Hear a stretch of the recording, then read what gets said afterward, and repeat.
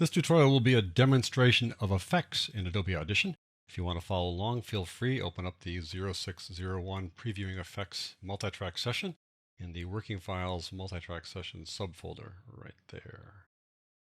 All right, what are effects? Effects are like little mini programs that you can apply to clips or to tracks in a multi-track session that cause the audio to sound different. It might be more trebly or more bassy or have a little bit of reverb like in a cathedral or something, or echo like you're shouting across a canyon, stuff like that. Those are effects.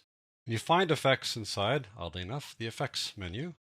And here are the categories of effects from amplitude and compression down to time and pitch. And each one of these categories has some number of effects in it. Now, there's some other effects here as well inside the effects menu. These are effects that you click on them and they just happen basically. And then here's a couple other categories, VST and VST3, that are empty because you have to put stuff in there. You can go online and find what are called VST plugins and install them in Audition, and they will appear here. And I'll talk about VST at the end of this little tutorial. So let's just take a look at some effects. Some are complex, some are simple. We'll take a look at a simple one like this guy called Vocal Enhancer. Here your options are pretty straightforward. Is it a female vocalist or a male vocalist? Difficult to figure that one out. Or we can move on to things that are a little more complex, like under amplitude and compression. Go to the multi-band compressor and check out this little guy.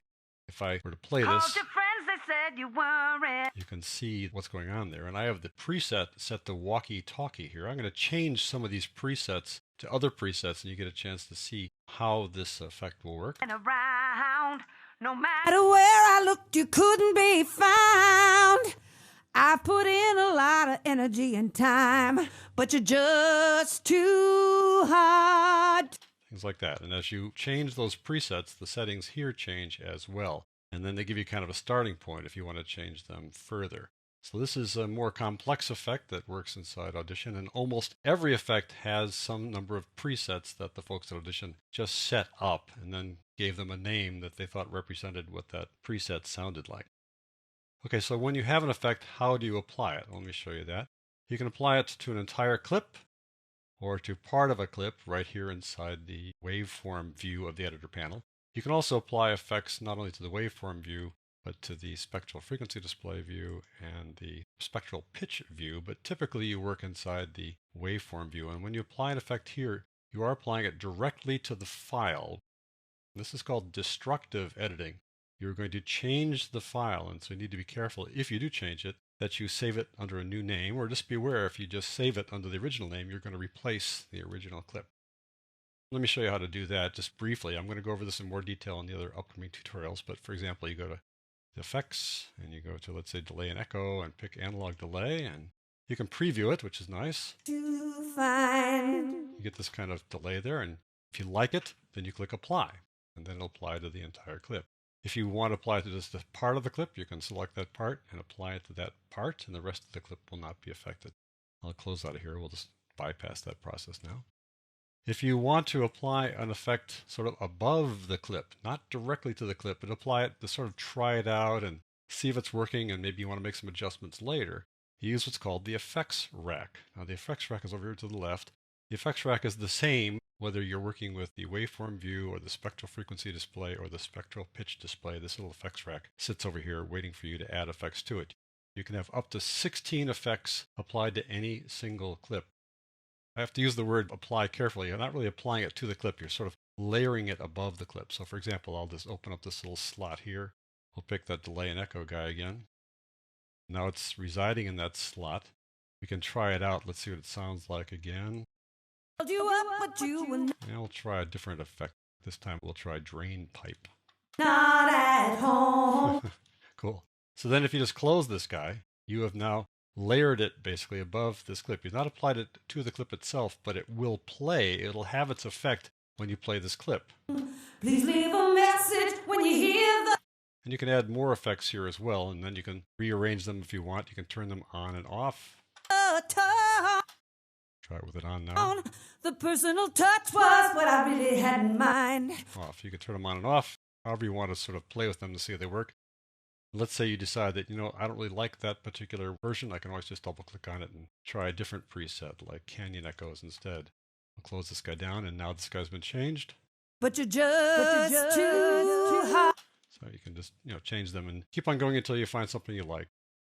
There's one little button down here at the bottom that says apply. So at some point, you'll need to apply it to this clip if you're going to want to use it elsewhere. So there is the option to apply it down there. But until you click apply, it's just sort of hovering above it if you want to look at it that way. Let's switch over to the multi-track session. Over there, things are a little different. Now remember, back in the waveform, we've got analog delay applied to the lead vocal track. But if I go over to the multi-track session, here's the lead vocal clip, but no, that effect is not there. It's not on the clip effect side of thing or the track effect side of thing. It's independent of what's going on inside the multi-track session. Whatever I did over there will not play here. You couldn't be I'll solo her. found. No effect whatsoever has been applied to her here. If I were to go back to the waveform and click on that word apply, then it would be in the file. When I go back to multitrack, I would hear it, but right now they're two independent things. So I can do the same process here inside the effects rack for the multi-track session. I can apply an effect like an overlay to the clip, any clip inside a track. Or let's say I've got 40 clips in a track here. I can apply an effect to the entire track, and it'll apply to all the clips in that track. Now, as I showed you before, there are presets available in each individual effect, but in the effects racks, the one for multi-track session and the one for the waveform editor, there are presets as well. These work differently though. I've got track effects turned on now. I'm going to click the drop-down list. These guys are presets that incorporate multiple effects with properties within those effects changed to create a certain kind of sound. So let's just say we have a faraway source here. If I do that, it puts 3 effects here and pops up this little warning. It says one of these effects is processor intensive. Okay, well, thank you for the warning. That's the red one. Whenever you see a red one, that means that this guy is going to push your processor, and you might want to do what's called pre-rendering, which is a little button down here. So we've applied these 3 effects to this track, and let's see what that sounds like. I put in a lot of energy and time, but you just. There you go. So those 3 effects lead to that kind of faraway source feeling that some Adobe engineer worked out for this guy. So you can see that you can apply effects here. There is no apply button down here. The multi-track session is a non-destructive editing environment. Nothing you do here will change an original clip. That's important to know. The original files are not touched on whatever you do inside the multi-track session. So back in the waveform editor, where you might be working in the waveform or the spectral frequency or the spectral pitch display, all those guys are destructive. So you need to be aware that you're changing the file. Here in the multi-track session, it's non-destructive. It's just kind of layering it on top. One more place where you can apply effects is the mixer. And the mixer has a little area that says effects. You can see the button right there, but you can't see what effects are added to it because of the screen resolution we're working on here in Infinite Skills to keep our fonts looking sharp and large. So I'm going to expand the view of it by pressing the tilde key as I hover over this panel, the tilde key in the upper left-hand corner, and then that focuses only on that one panel. Now you can see those effects that we applied to that one track. They show up here in the mixer as well, and you can also apply effects within the mixer the same way. So I was trying to say there are like 6 different ways to apply effects. The mixer is a location where the process is basically the same as it would be if you were over on the waveform side of things. The difference is that you're doing it here within the track. Well, you can do it within the track and the multi-track session as well. Let me press the tilde key to pop out of this full screen view. Switch back to the multi-track session. And you see a little button here that says FX. If you click on that, the effects show up here in each track looking very much like they do over here. If I click back to this one, which is the default inputs and outputs, you don't see them there, but they are tucked away there if you press on the effects button like so. Okay, I told you I wanted to talk about VST plugins before we leave this tutorial. VST stands for Virtual Studio Technology, created by a German company. The German pronunciation will be Steinberg. Pardon my German there. Let me switch over to the Steinberg website. This is a plugin zone, they call it, inside the Steinberg website, and they present companies here that create plugins for a fee, or you have to pay for these guys. But if you were to do a web search on VST plugins, you'll find hundreds of free VST plugins. And what's really cool about these guys is that all of them will work inside Audition. Audition is VST compatible. And so these guys have these interfaces that look for all the world like hardware, which they're intended to look like hardware, but in fact these guys run as an interface inside Audition, and then you can control these guys as if they were hardware sliders or things like that.